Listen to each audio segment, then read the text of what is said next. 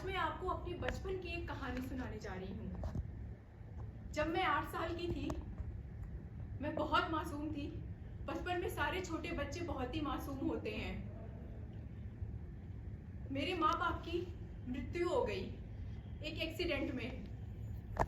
तो मेरे बाबा दादी ने मुझे मेरी दूर की फूफा के पास भेज दिया गया।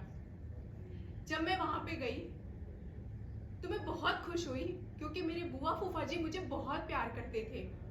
मेरे फूफा जी ने मुझे इतना प्यार दिया, लेकिन वो वाला प्यार नहीं। मुझे बैड टच और गुड टच के बारे में कुछ पता ही नहीं था।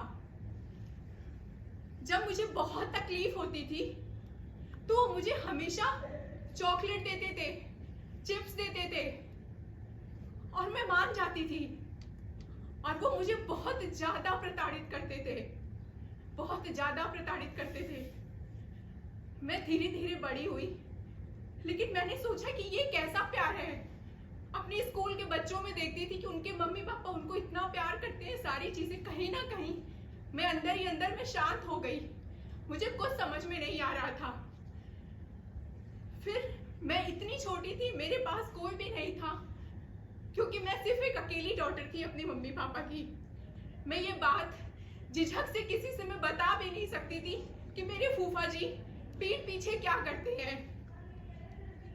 मैं बहुत परेशान थी, अंदर ही अंदर मैं डिप्रेशन में चली गई।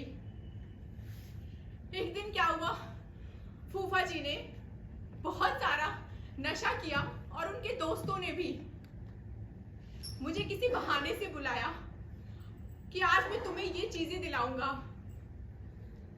मैं मासूम होता है कि बच्चे को कोई भी चीज बहला फुसला के दिला देते हैं तो बच्चे आसानी से उनके पास चले जाते हैं।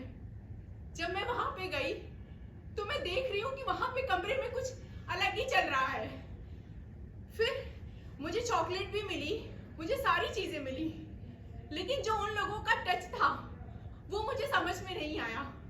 फिर मुझे लगा ही नहीं, ये तो गलत हो रहा है। वो मेरे साथ बहुत ही बुरा व्यवहार करने लगे, जबरदस्ती करने लगे।